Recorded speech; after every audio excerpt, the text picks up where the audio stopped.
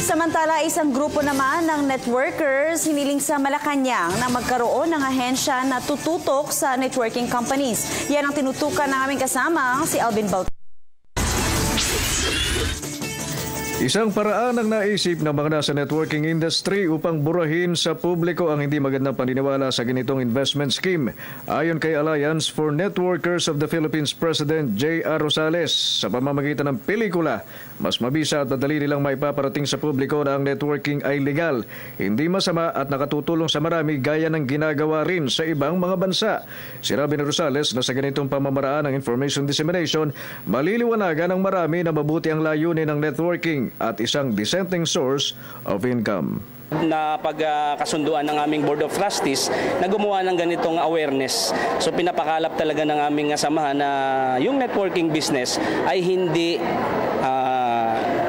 kumbaga yung napapanood natin na scam ang front. Sa dami ng scams na naglalabasan ngayon, ang dami mga Pilipino na nasasayang yung mga hard-earned money nila na i-invest sa scam tapos naluloko. Itong moving to para mas ma-educate yung tao na hindi ka basta dapat kung mag-join ka man sa networking company, dapat yung mga legit at magaganda talaga. Si Norman, dating OFW, nagsimulang pumasok sa networking nung nagtatrabaho pa sa Singapore at ngayon balik na ng Pinas at wala ng planong bumalik pa ng abroad. Sa kaso ni Norman, personal itong nag-research sa background ng sinalihang networking company na nakabase sa Singapore at nang matiyak na lehitimo at matatag ang kumpanya, dito na siya naglagak ng puhunan at the rest his history.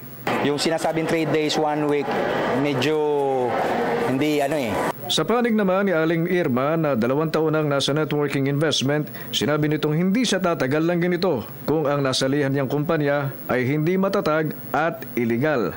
Kasi di ba yung pag nagnenegosyo ka sa traditional, maya-maya naglalabas ka ng capital.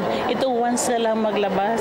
Samantala, sinabi ni Rosales na nagsumite na sila sa Palasyo ng Malacanang para sa paglikha ng isang partikular na ahensya na ang tutok ay operasyon ng iba't ibang networking companies.